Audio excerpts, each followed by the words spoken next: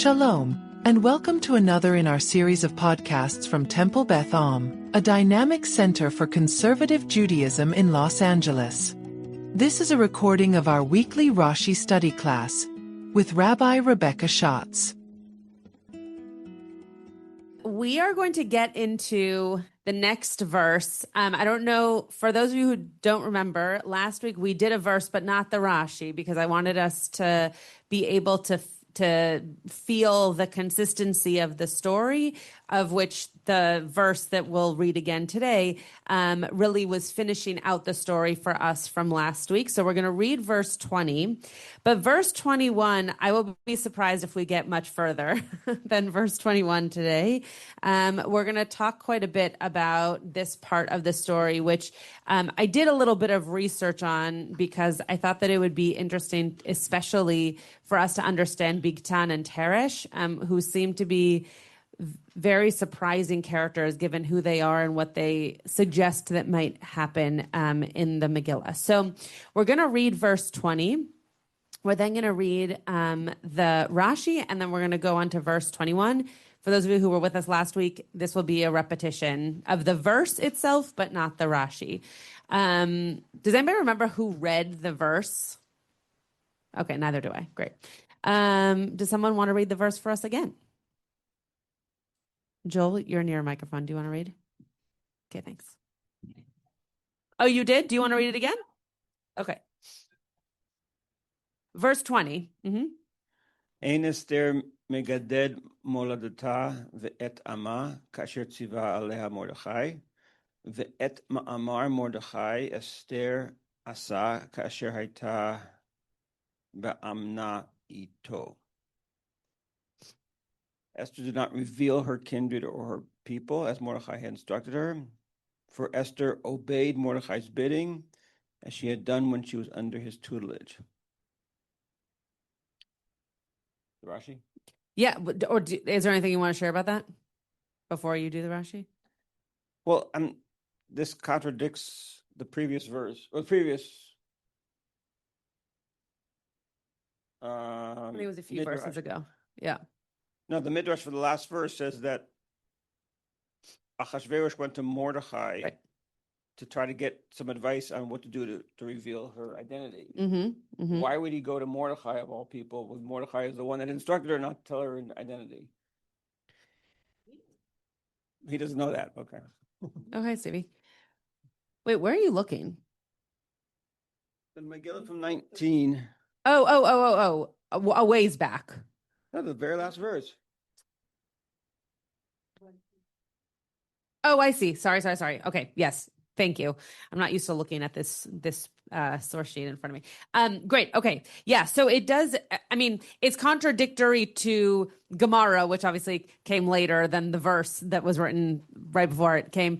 But yeah, it's a good point that the Megillah that we read, which is in itself a midrash, right, is contradictory to that which comes after it. We spoke about this piece from Megillah quite a bit, from the Talmud Megillah, not from the Megillah, quite a bit last week. And one of the things that we talked about is that it really is trying to explain out what this second time meant, right? And this idea of who these women might have been and why. So it is contradictory. It's also just possible it's talking about two separate things. But we are going to look back in the Gemara again today on the same page. So we'll see if that's just as contradictory. Do you want to read the Rashi? Does anybody have any comments on this verse? We've read it before, but yeah, Leonard. It seems to me that if the king really wanted to know what her origins were, all he had to do was ask. It's like, who's going to say no to the king? Okay, so we actually are gonna, it's interesting that you say that because the Rashi is going to somewhat agree with you, but then dissuade you of that thought. So why don't you read the Rashi, Joel? Hi, Carol. Good to see you. In Esther megaded Mordechai, Esther did not identify her heritage. Lefisha Mordechai Yoshev Bishar HaMelech HaMizarza VeHaMiramza Alakach. because Mordecai was sitting in the king's gate, he encouraged her and hinted to her about it. Okay, about what? That not to do this. Right. So it seems that he's hinting to her not to do it. And it's like at least to me, it's a little bit unclear, especially in the Hebrew, what's the al-kach? Because if he's sitting there and he's hinting to her, we assume that he's hinting at not revealing her heritage because of the Dibor Hamatchil. But if we were just reading the Rashi, it would be, again, maybe this is just to me and how I'm reading it, it would seem unclear what he encouraged her not to do, just based off of the language being used in the Rashi. But it seems from the Megillah specifically, right, it says, Kasher tziva aleha, that he commanded really upon her, not even at her or for her, so that he had commanded her not to reveal who she was. Yeah, Stevie. If you turn it on, it will be. Hello? Okay. So yeah, I think Rashi is doing two things here. First is trying to connect the two verses, right? Like, what is the relationship between Mordecai being at the gate and Esther not speaking? But the other is that Ein Esther Magedet Moata, right? Because it's subject and then verb, this lends itself to the translation of Esther had not revealed, as opposed to something that sort of takes place currently in the story. And Rashi here seems to be suggesting that it actually is like a current thing in the story, because it's not like sort of plot relevant till later. So if it was a had not, you could have put it later. So I just want to make sure that I'm understanding what you're saying. You're saying that according to the Megillah itself, we could have imagined that this was a previous action, but according to Rashi, he's trying to make sure that we understand that actually in this moment, she's also not giving away her heritage. Okay, I just want to make sure I understood you. Yeah, Larry. Here.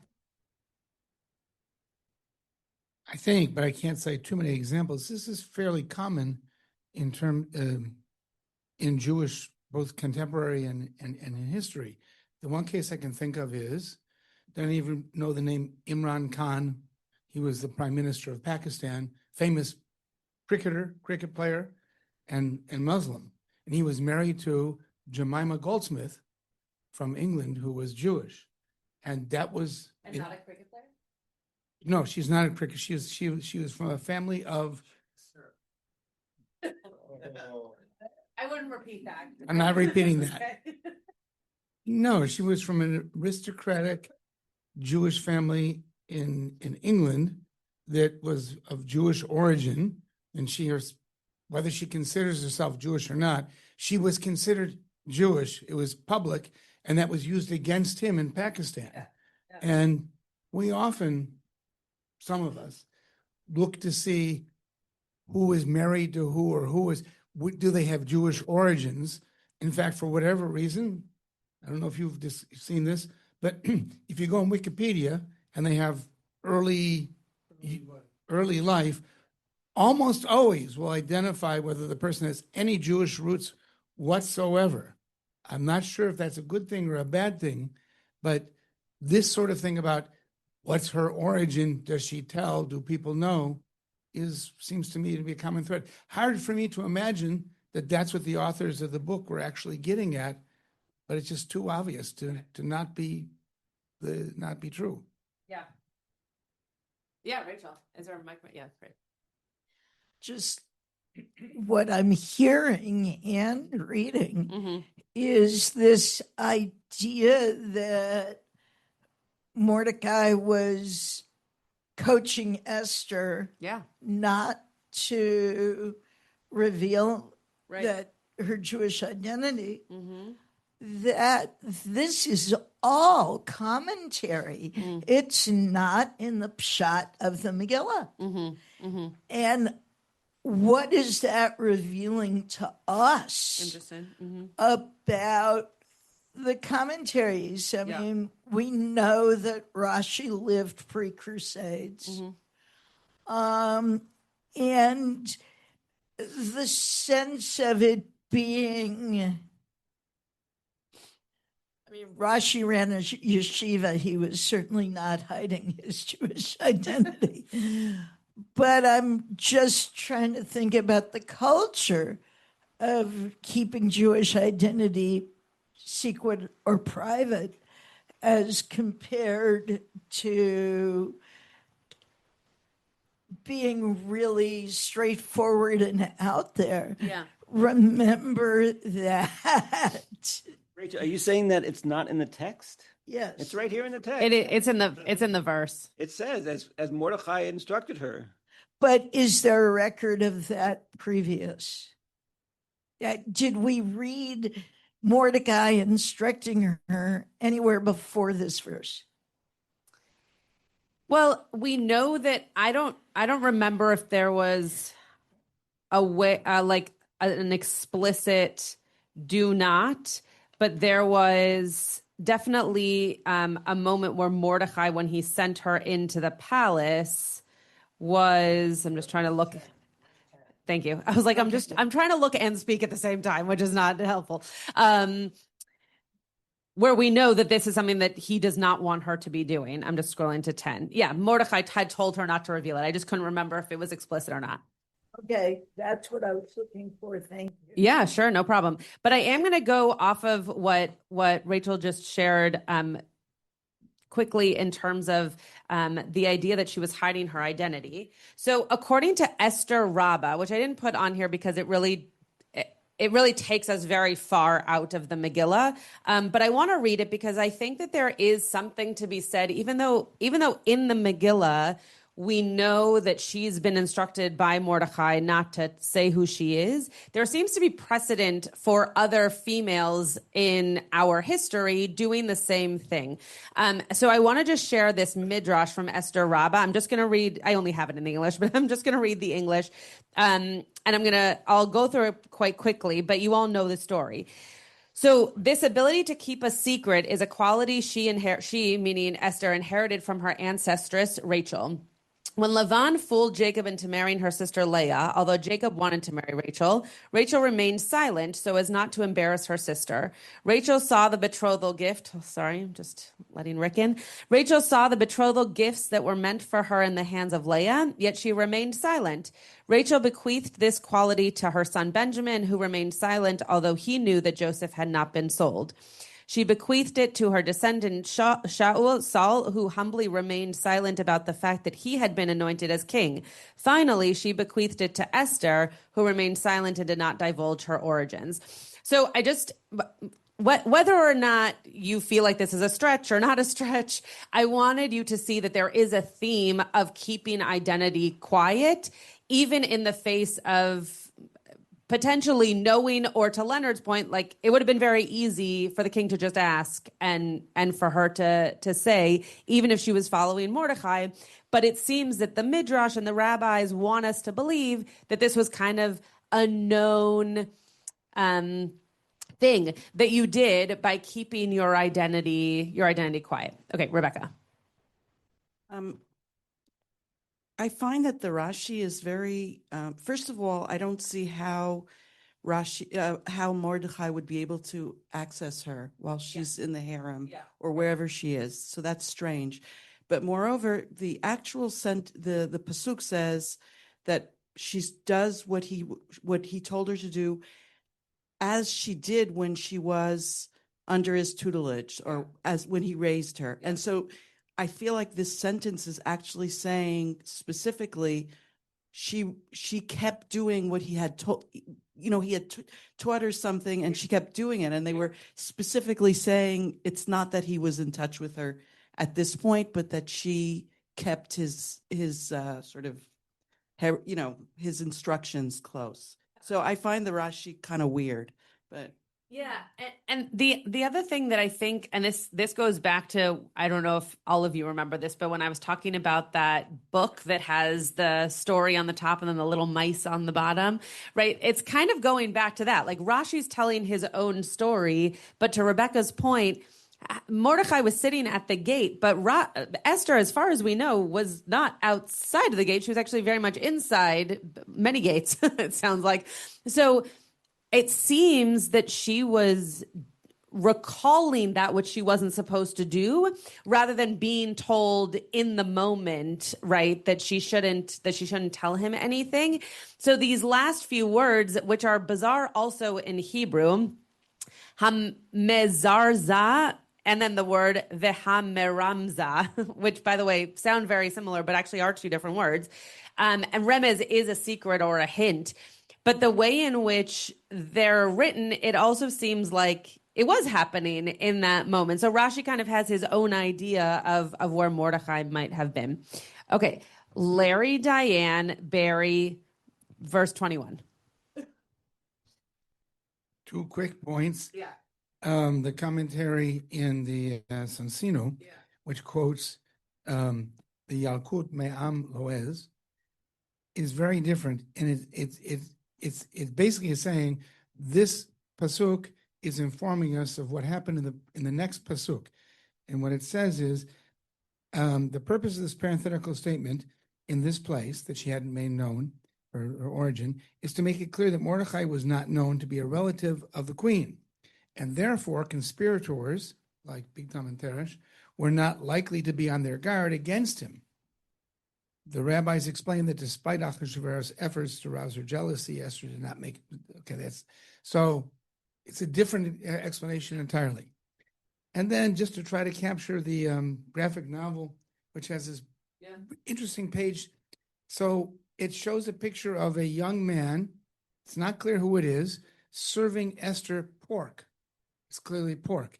And in the next paragraph, she's remembering Mordechai, the old man, telling her not to eat pork. How do we know that? Because there's a picture of a pig with a cross on it. So that's what she's thinking. It's sex. Right, don't eat pork. Then we're back to the young man talking to Esther, and he's thinking, no pork?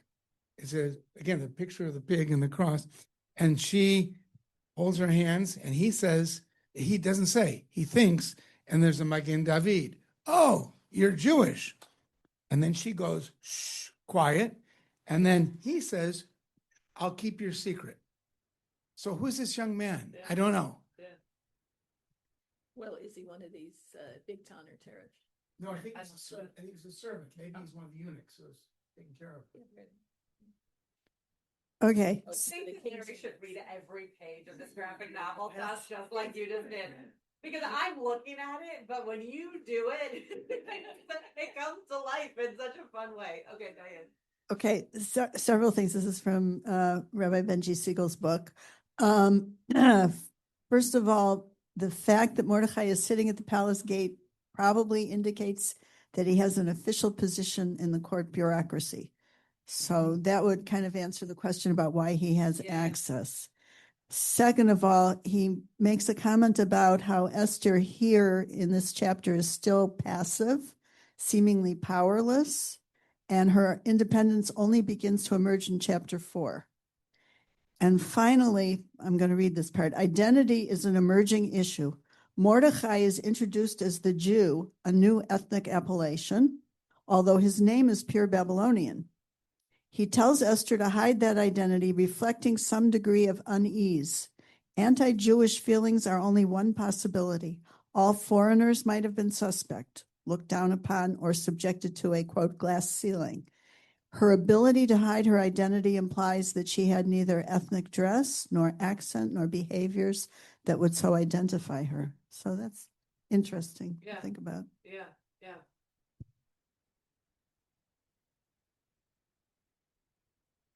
So I mentioned this before. Every time we go back to the Megillah, the Talmud version of the story, we're reminded that the only reason that we have this book of Esther is that the rabbis accepted it into the canon.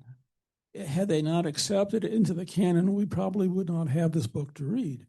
And the only reason they accepted into the canon is they saw into the story the hand of God everywhere. And so, in one sense, it destroys the novel aspect of the story that the rabbis are digging into this thing. But that's the reason why we have the book. So we need to pay attention to that. So the Mordecai in this verse 20, it ends with that kasher haida ba'amna ito, as when she had been under his tutelage previously. So he had guided her previously before going in to how she was going to behave, and that's what she's doing now. But the fact that she's doing this and the fact that he's at the gate, this is all a setup, and this is and again we'll open up as we go into verse 21. Okay. So I think there's something very, very powerful about what Diane said, and then I'm going to say something to the book piece. The idea that Esther really doesn't and I've said this before, this isn't something new. The idea that Esther doesn't actually have autonomy, right? Not just over her actions, but also over what she shares, over her thoughts, etc. We can read this, and in fact, I would suggest that we do, that the way in which Mordecai is setting her up to exist in the palace is to keep her safe, right? And to make sure that she is lifted up, and this is really according to Larry's midrash here, right? This idea that there are ways in which it is all, I'm going to use the word calculated, as to what's going to happen next, right? And so she has to make this move so that this next thing can happen, so that this next thing can happen to her. But I want us to remember when we named this book, we called it Megillat Esther. And yet there's not so much Esther in this book, right? She's so far has not said anything that has been her own, right? Anything that has happened or that she has existed throughout has been because of someone else either telling her to do so or instructing that she do something. Now, that's not so rare for a woman, but I think it's very interesting that then the book was named after her, which many of our books are not. I see you. Just give me 1 second.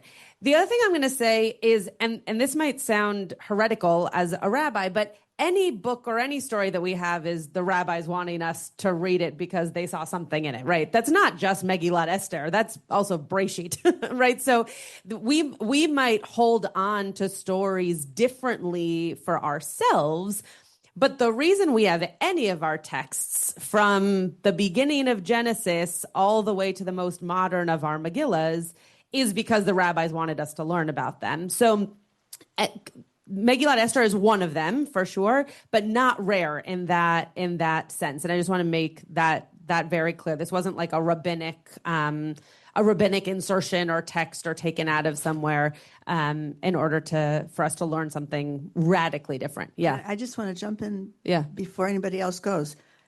Maybe we read Esther as Hester. Oh, it just occurred to me when you said the book of Esther. This is the book of Hester hiding. Hester Panim. Yeah. Very good. Okay, Leonard, and then I saw another hand. I was going to say that it's on that naming books after women and then not talking about them is that unusual. Yeah. I what comes to mind is Chaye Sarah, where the first thing happens is she dies. Mm-hmm. Yeah, no, that's a really good point. I wasn't thinking Parshiot. That's a really good point. Rick. Along those lines, the sentence begins Ein Esther, right? Right. So she's coming from nothingness, to be blunt. But I like the next word, Magedit. Who's doing the Haggadah? Who's doing the storytelling? So it relates to what everybody just said. I like the juxtaposition of, well, if she's not there, then who's telling the story? So, anyway. Yeah, no, great. Thank you for pointing out those words. I also, one more word that I want to point out is be'omna. What word do we hear in omna? Yeah, emunah, belief, right? So it's not just that she was under his tutelage, but at a time in which she was close enough to him that she believed everything that he was saying to her. So that actually even makes more of a case for them not necessarily being near to one another or Mordecai in the moment telling her anything, but rather she is able to do exactly what Larry so beautifully illustrated for us from this graphic novel, right? Remember a time that he that he shared wisdom with her that now she is able to use, right, in the kingdom. Marshall, was your hand up? Just use a microphone somewhere. Are there any microphones down there? Okay. Two things. I'm interested in the phrase "Ein Esther Mageret Moladta." Of course, I'm reminded of Lech Lecha Me'artzecha Mibeit Avicha, right? Yeah. Moledet means it's a kinship relationship. And then the further one out is Mibeit Avicha, Yeah. a little bit Good. different. Yeah. And Alter translates it as Esther was not telling who were her kin and her people. Interesting. So that's a sort of a progression there. Yeah, that also, to Stevie's point, I think that really foreshadows what happens later on, right? That this isn't necessarily just about her, but also how to keep the people safe. Yeah. Also, I want to give certain advice Mordecai is saying. Yeah. That we're using the word here, tzivah. The old translation in the Sanshina was commanded her, right? But Alter is changing that here to Mordecai had charged her. So I'm going to give you a charge, meaning I am going to give you certain advice as to how you're supposed to act. Yeah, good. When you get over there. Yeah, that's great. And that also speaks much more to the kind of the memory piece, right? If someone is charged with something, it gets held hopefully much more in their minds and as a way of acting rather than a command. Did you want to say something later? The dictionary says something surprising over here. Yeah. That there's two words, omna, one of which means in truth or truly, whatever. But this like amen. Yeah. But that's not this one. Right. This one actually means education, and it's a hapexagomena. It appears only here. Really? Right. So in other words, that she did according to as he had instructed her. Wow. Wow, interesting. Okay. I wonder if it's the kamatz katan that makes it a hapaxagomena, because it's not a rare word, but interesting. Yeah. Interesting. BDB, okay. Thank you for sharing that. Sorry. Yeah, Paul, go ahead. The BDB this morning called it a hapax legomenon, but called it more of like youth or your, I don't have it here, but that's what I saw in the BDB was it a hapax legomenon. They had translated it as in her youth. Interesting. As opposed to under his tutelage. Yeah. Wow. Okay. Well, I mean, probably mean something very similar, right? Yeah, Rebecca, were you going to add to that? So I clicked on it. So the BDB says bringing up, nourishment, rearing, training, providing for as a parent. Right. Mishpacha Omenet is adoption, but the precursor to adoption. Foster? Yeah, fostering. Oh. Fostering. Okay. Wow. You learn something new every day. Okay. Especially in this class. All right, let's go on to this next verse because I think it's going to take a lot of time and we have only a half an hour. Okay. Does someone want to read this verse for us? Someone who's going to be able to take us through it. Yeah, Marshall, go ahead.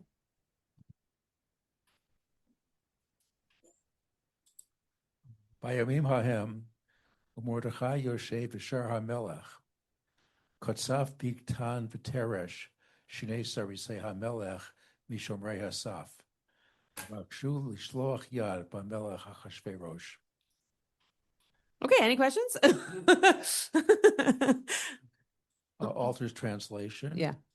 In those days, when Mordechai was sitting in the king's gate, Bigtha and Teresh, two of the king's eunuchs, of the guardians of the household, became furious and sought to lay hands on King Ahasuerus. Okay. Thoughts, comments? Yeah, Barry, we can give you that microphone, Diane. So this goes back to the grand setup that the rabbis are wanting to bring out. It happened to be that these two, and I did some little research on that they some thoughts were that they had been demoted from their previous positions for some reason, and they were angry at the king, and so they were plotting to kill him with poison. But this is a setup. They had to be here in that position, and for Mordecai to hear this, so get into the records, and this is the turning point, the setup. It's just not as a random occurrence. Okay. Other thoughts or comments? Yeah, Larry. This time I'm going to read from the other graphic novel. Again, thanks, Stevie, for turning me on to it, which gives a very interpretive, obviously, not obvious, but I think it's from various commentaries. Yeah. Barry mentioned poison, for example. Mm-hmm. So the scene is there's three men sitting by a wall with their heads down. One is Mordecai, who's slightly apart, and the other two are Bigtan and Teresh. And I'll just read the dialogue without saying, it goes between the two of them. And Mordecai is just sort of looking at them like he's hearing what they say. I'm so tired, Bigtani. I know, Teresh. Leave me alone. I'm trying to sleep. But I can't sleep. I'm foaming with rage, Katsaf. I'm so tired I could die. Now with the new queen around, the king is always giving us orders. All we do is run and fetch things. Die. I'm not sure if that means die like die. That's it, Teresh. We'll make the king die. The king? Shh. Yes, the fat fool who runs us ragged. We can choke him with a necklace or put a deadly snake in an urn by his bed. No one will suspect us lowly chamberlains. Oh, maybe I can use those shoes with daggers in the tips after all. And then they look at Mordecai suspiciously. Well, yeah, whatever. Okay. So great. It is bringing in a lot of different midrash. One of them is Rashi. One of them is Megillah, Megillah from the Talmud, Masechet Megillah, which we're going to look at as well. So I'm not going to comment on it yet, but we are going to get there. Any other comments on the verse? Yeah. So Teresh is maybe a form of Tarshish. It was the name of one of the evil archangels in the Zoroastrian basic text, a force of destruction. And eunuchs attempting to murder a king was the fate of Xerxes many years later. Right. And there are also at least 4 other instances of eunuchs assassinating kings. What else were they going to do? Okay, Rachel, go ahead. That's the novel, is what's their motivation. And right. In this case, we know that this particular plot does not succeed. But if Xerxes was indeed assassinated by eunuchs, it means that some of the eunuchs did indeed get away with it. Great. Yeah, Paul, go ahead. One question I would have is that these chamberlains would have to be pretty skilled bureaucrats to be where they are. And you'd think they would have enough sense not to discuss this in front of somebody that they didn't know. Okay, good. So just as a reminder, just so that we're all aware, what Larry was reading was just midrash. In the actual Megillah, it doesn't say that they were talking about it. It says they were plotting, but it doesn't say they were actually talking. It doesn't use any words that mean that they were speaking about it. So to your point, Paul, I think the Megillah agrees with you that they probably weren't dumb, and they knew how to plot this in such a way that they could do so potentially without letting anybody else know. The one word that could potentially mean speaking is veyevakshu, but it doesn't necessarily mean to speak. It could also just mean, to hope or to request or to suggest. Okay, Alan, Rebecca, Barry, and then back to Rachel. Just very briefly, with respect to the notion that Mordecai was there hearing everything that was taking place. Yeah. The next verse at 20. Wait, don't read the next verse. No, only the point. Only the point says he learned of it. Yeah. Okay, good. Okay. That's all I'm going to say. Okay, great. He learned of it. It says, well, that seems to contradict the whole notion that he was there to hear it in the first place. Okay. Rabbis are doing their stuff, girls who make whatever interpretation. Yeah. Part of the story. Yeah. Good. Yeah, Rebecca. I just wondered in this case where these are the Serasim and we it's translated as the king's eunuchs, but previously all the eunuchs were the ones who were guarding the various groups of women and all that. I would wonder why, what other purpose did the king have eunuchs for? And these are guarding the gate, right, or the threshold. So that sounded a little strange. Yeah. So I think, and my interpretation of what I'm about to say comes also from Midrash. So who knows if I'm correct, but my understanding based off of what the commentaries say about that is that the eunuchs were always in a place where women were found, hence the use of eunuchs. So in this particular case, they were guarding the threshold probably to the space where the king was with Esther.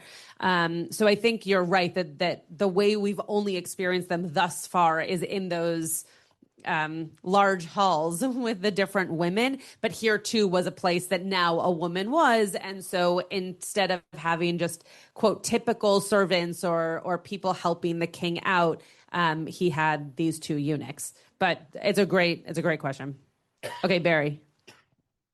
So Alan got it already. There's nothing telling us that he heard this. We only know later that he had discovered it. Rachel, I think you were next.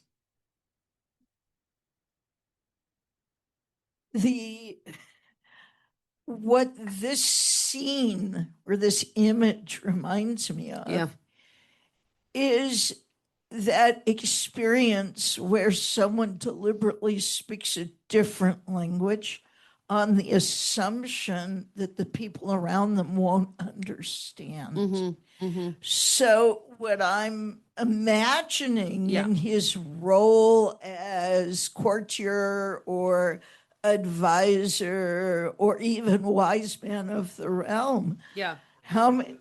What? Or lobbyist. Yes, or lobbyist. How many languages did Mordecai speak? Good. And the eunuchs. Okay. Do you want to share, Stevie? I don't think I brought that piece. Okay. According to the Talmud, he speaks at least 70 languages. Oh, I did. Yeah, good. Well, Which is to say all of them. Yeah. So I think, right. So to Stevie's point and to Rachel's point, this graphic novel actually does pick up on that. I can pass it around if you'd like, but there seems to be some different type of language that these two are speaking. Again, the verse doesn't say that they're speaking, to Paul's point. And since it's been revealed by someone in the room, that later on in the next verse, we are going to hear that that the king does find out about this by the words of Esther, not from these two eunuchs, right? So no, but Tomer Esther Lamelech. In the words of Mordecai, but so the idea, right, is that it's coming from somebody who does either speak the language or just have access to him in a different kind of way.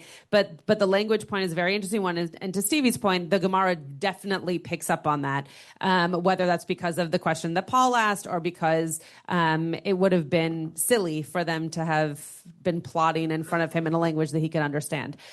Rick, and then Diane. Hi, I just wanted to get in line to talk about the next verse with the first verb and the next verb and the next verb.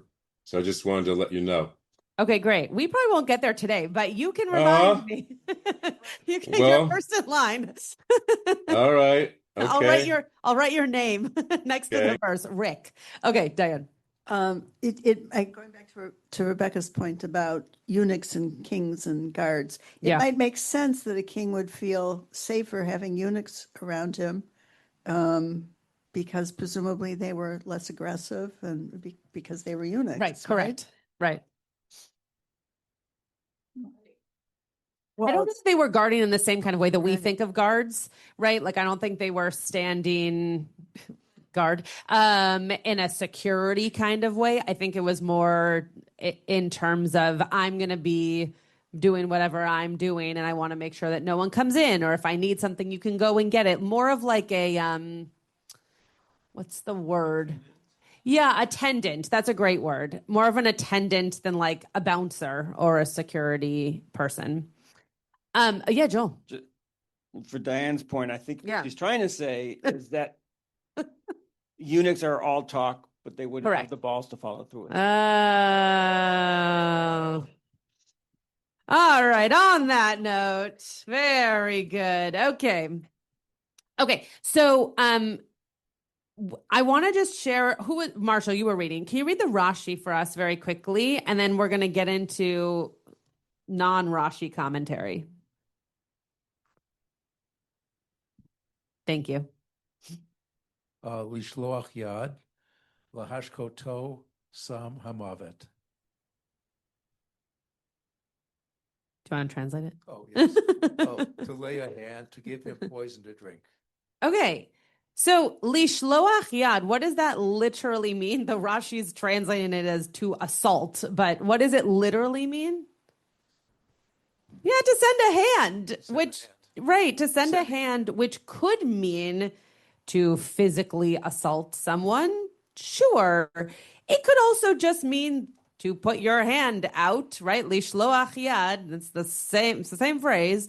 But what Rashi, again, is trying to get us to understand is that there was a plot line here, right? And that the plot line was that these sarisim, that these eunuchs, and it doesn't come from nowhere, right? They were angry and they were not pleased with their role in the moment, and there was this plot to do something. But the lishloach yad, the reason that Rashi has a question about it is because those two words don't really mean that anything bad is going to. Yeah, go ahead. Isn't that what God said to Abraham? Al tishlach So right, don't put your hand or don't send out your hand to Isaac, right? Don't hurt Isaac. Right. So it is possible that by the time we get to Megillat Esther, those words have implication of that it could mean something, whether it's violent or just physical or negative. And yet Rashi doesn't even say that, right? He says that it's to give him some kind of poison to drink, which is just it's an interesting way of Rashi kind of writing his own interpretation of what these eunuchs might be capable of in terms of what they were going to plot to do against the king. Okay. Yeah, Rebecca. How about just, extend your hand and give him the wine to drink that's poisoned? Yeah, so I think it could mean, right, to extend your hand to. I think that is what Rashi is getting at, is that they would be extending their hand with something that then would cause the king's, in this case, demise. In the case of Breshit that Rebecca was just referring to, right, this idea of lishloach yad is a physical indication that you might actually harm someone, right? So I think the thing that's interesting here is that their hand would not be the thing that would be harming the king. It would be the thing that was in their hand, right? So there wasn't a physical implication here. Yeah, Rick. Yeah, Rashi went with the most common thing that the king does is drinking. So that'd be the easiest way to kill him. 100%. Put something in the drink. Yeah, they don't have to do a knife in the back of the head. They just give him something to drink. Totally. Yeah. Yeah. Marshall. Yeah, the Sanshino commentary is interesting too to me. Yeah. Kept the door, Shomer Hassaf. Yeah. Right? Guarded the door of the king's private apartments. They were consequently his most trusted servants, and at the same time, those with easiest access to the king's person. Yeah. And here's the part that really interests me. Xerxes actually met his end by such a conspiracy. Great. Okay. So it's a really good, transition. So I looked up the historical context of all of this. I put the website, I was going to say the email. I put the website from where I found this. If you want to read more about it, there's much more. I just brought one paragraph. But the historical and cultural context does talk about Xerxes, though it doesn't actually reference that in this particular blurb that I sent or am showing to all of you. Bigtan and Teresh's plot against King Ahasuerus reflects the political intrigue and danger present in the Persian court. Eunuchs often held significant positions of influence and responsibility, including guarding the king's private quarters. Their conspiracy suggests dissatisfaction or ambition that led them to consider regicide a serious crime in any monarch, in any ancient monarchy. And then again, if you want to look at this website, it goes on to talk about the specific Xerxes episode, let's call it, historical implication. So this isn't something that comes out of nowhere, Xerxes or anybody, right? That this was something that was kind of a known element of eunuchs, of who they were, but also what their positions might have been. So to have this as part of the Megillah is not actually surprising, nor Jewish or rabbinic, right? It's just what was happening historically. And common, right? Not something unique to us. Yeah, Rebecca. Just one thought about Mordechai, which sort of comes up before as well. Yeah. What is he doing sitting there at the gate, and whether it's creepy or not? And maybe this is an indication of actually what his job is. If he really does speak 70 languages and so on, maybe this is sort of an official position where he's out there sort of checking, listening, understanding what's going on, warning, and so on. For the king, yeah. Rachel? I was just thinking he's a greeter, Oh, at sure. the gate, he speaks 70 languages. Yeah. So whatever you speak, he's going to be able to direct you to the department that you're coming to the palace for. We should show this to Natalie, and she can help all of our graders know what to do next. Yeah, Stevie. Yeah, exactly. So first of all, it's important to remember that the gate was a place where, like legal decisions are being made. Yeah. Right. If you look for, famously, Ruth. In Ruth. Yeah. Right. And also in Ezra and so forth. Right. Like the gate is a place where, things happen. Things are happening. Yeah. But anyway, Lishloach Yad apparently appears 4 times in Esther, and it always has a connotation of violence. But a negative later on. Like Haman wants to hurt Mordechai, right? Like no, the Jews didn't Lishloach Yad. Yeah, right. Later on, lay their hands on idols. Yeah. And the opposite. Right. Yeah. But the most interesting source here that popped up was the Garden of Eden, right? Lest they put their hand on the tree of life. Oh, interesting. And that's Lishloach Yad? Well, there's no lamed there, but Lishloach Yado. Interesting. Right. So I don't know what violence could imply there. But sure. It doesn't have to be violent, I think, in the other cases in Tanakh where it comes up. But, right. So, yeah, did it. No, it's not. The bet is intrinsic to the idiom. Oh, interesting. Okay, Leonard, and then we're going to read the Talmud here. It's been said. Oh, okay. Sorry about that. Okay, let's read this Talmud piece. Again, this is just a section of a larger sugya, but we're going to read this because I want you to see that there really is not much that we understand. Right, the first question that I had, admittedly not today, but the first question I had when I read the Megillah was why? Why is this all of a sudden happening? Why do these two guys all of a sudden have such a problem?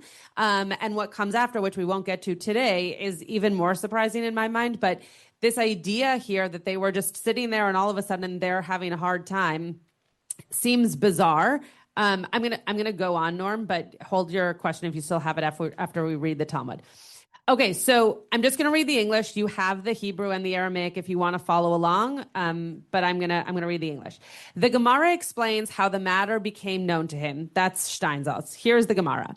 Rabbi Yochanan said, Bigtan and Teresh were 2 Tarshians, it says Terasim, and they would talk with one another in the Tarsian language, right? So that's being depicted here in this graphic novel. They said, from the day that Esther arrived, we have not slept. This is a little bit X-rated, so just, turn off the podcast if you need to. As Achashverosh has been with Esther all night, and he has been busying us with his demands. So this is to a point that Larry made like 30 minutes ago, which is that the king constantly was saying to these two eunuchs, go and get me things, do this for me, do that for me. And that's why they're tired, because they haven't slept. The king has been requesting things by having her in his chambers this whole time. Come, let us cast poison in the goblet from which he drinks so that he will die. But they did not know that Mordecai was one of those who sat on the Sanhedrin, which convened in the chamber of hewn stone, and that he knew 70 languages, a necessity for members of the Sanhedrin. So this is really a stretch. We're bringing in lots of different time periods here. But this idea, right, that Mordecai was someone who would know what was going on, not just because he understood language, but because he also was someone who was in a high authority position. While planning their plot, one of them said to the other, but my post and your post are not identical. How then can one of us leave our position to succeed in our plot to poison the king? The other one said to him, I will guard both my post and your post. And this is as it is written with regard to the king's verifying Mordecai's revelation of the plan to kill the king. And this is the end of the chapter. We haven't read this yet. And when inquiry was made of the matter, it was found to be so. End of quote. It was discovered that they were not both found at their posts. Okay. So again, these are the rabbis trying, in a Beit Midrash, reading Megillat Esther and trying to figure out what the heck was happening here that we now need to understand in a different way. And so this was the story that they came up with. And this is where we get a lot of the interpretation of Mordecai and the multiple languages. How could it be that there was that they might have plotted against him, and why? Why were they so tired? None of this is in our Megillah. It is in Masechet Megillah, but none of it is actually in our Megillah. And the rabbis were confused, just like I was confused years ago. Why? Why is this happening here? Why are they so angry? Barry, you have something to say. Along this line, reading further in the Megillah on this subject, the rabbis had drawn a parallel between the Joseph story and how Providence God made it so that in Egypt, things were going on in Egypt, that the timing of Joseph being there at that time provided his ability to become who he became. Similarly, here, these two unknown eunuchs are put in the position of creating a situation in which Mordecai will be able to help save the Jewish people.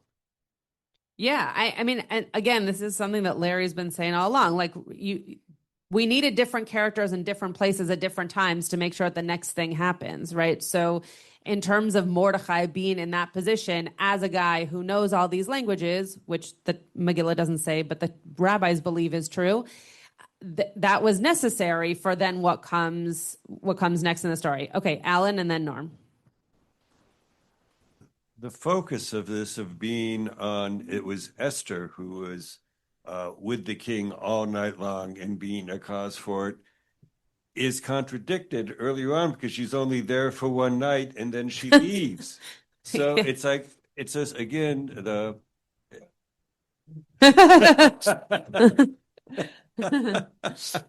right. Yeah, but it was a one-nighter, and that was it. One night stand, yeah. One night stand, Yeah. yes. Yeah, or maybe it wasn't, right? Maybe that's how it began, right? And then and that seems to be, again, complete midrash. That seems to be what the rabbis are implying, is that it wasn't just one night. It began that way, and then I don't know that she overstayed her welcome. It seems like maybe she was told that she was going to stay. But that's how these eunuchs ended up so exhausted, because they were night after night after night not able to sleep because the king was in need of their services. Yeah, Norm. In every empire, from before Ahasuerus until the present day, there are groups who are disgruntled. There are plots against a leader. Leaders need some significant amount of security. in this particular case, one particular plot comes to the attention of Mordecai. Mm-hmm. And in the next verse, we'll see that he takes steps to deal with it. But I don't think it's unusual at all that these two eunuchs, Bigsan and Seresh, get introduced to us as simply being involved in this plot. It may be unusual that eunuchs in the palace are involved in something like this or doing it on their own. Yeah. But possibly not unique in that regard. Right. And I think so Barry was mentioning how this is connected to Joseph. It is in the Midrash in Esther Rabbah, similar to the butler and the baker, right? That those two servants really allowed for greatness to come to Joseph. So too, right? There need to be these disgruntled characters that then allow for the uplift of a different character to be able to come through. Okay, Diane, I think you're going to be the last word. So given that there is some historical accuracy, if we think Ahasuerus is Xerxes, that there's some historical accuracy in the story. Yeah. And if you think about the Jews in the Persian Empire being weak, and think about how the story ends, maybe there was an existing story that the Persians told about Xerxes and how he was killed, and it was overlaid with an attempt to give power to the Jews. Oh, interesting. By the end, yeah, as a literary, right. If you just look at the book as a literary book, right, yeah, very interesting, very possible. Okay, the verse that you all have referred to now multiple times, we're not going to get to today, but we will. And Rick will be the person. Look, it says your name right there, Rick. We will get to that verse probably not next week. You weren't all on when I said this. There are multiple people who are going to be out of town next week. So I think we're going to take next week off and we're going to meet the week after. Yeah, Larry? Oh, no, it's okay. Go ahead.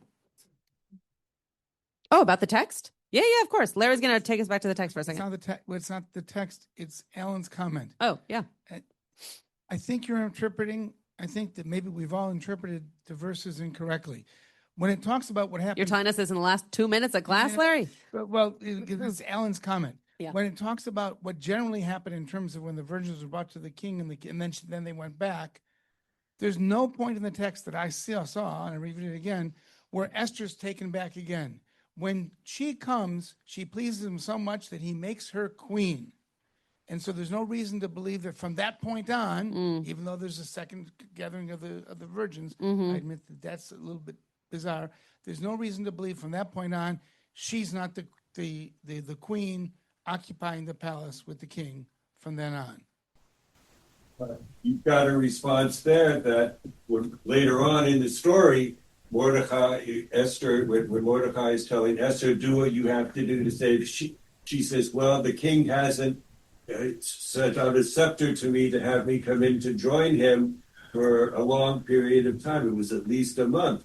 So that seems to belittle the notion that she was there all the time with him. She's there in the palace. She's not with him, but she's not with the other virgins or the concubines. She's not with the other concubines. That's. I take your point as well. Okay, thank you. Thank you for bringing us back to the text. So in 2 weeks, we will meet and we will finish chapter 2, which is very exciting. Maybe, yeah. I think we will. The last 2 verses are not, what? I know. We're going to get to chapter 3, guys. It's going to be so exciting. The other thing, I'm just going to say very quickly, Leonard. Yeah, I hope that'd be so fun if we could finish by poem. The other thing I just want to say, I know it's 9:30. Many of you have asked if this class can continue once Rabbi Kligfeld returns. I'm going to do my due diligence and look at the calendar. It obviously is not going to happen on Wednesday mornings because Rabbi Kligfeld is going to come back and this is going to be his slot. So I'm going to look at my own calendar and see what times work for me. Just a show of hands, even those of you on Zoom, is more. I'm going to give you two options, morning or afternoon. Raise your hand if you like morning better. Okay, that's a pretty big majority. Okay, so I'll send you mornings that could work for this class, and we will hopefully continue even once Rabbi Kleefeld returns. Okay, thanks all. See you later. You've been listening to another in our series of podcasts from Temple Beth Am, a dynamic center for conservative Judaism in Los Angeles. If you enjoy these podcasts, we invite you to write a review on the Apple Podcast website or wherever you get your podcasts. For more information on Temple Beth Am, Los Angeles, please visit www.tbala.org.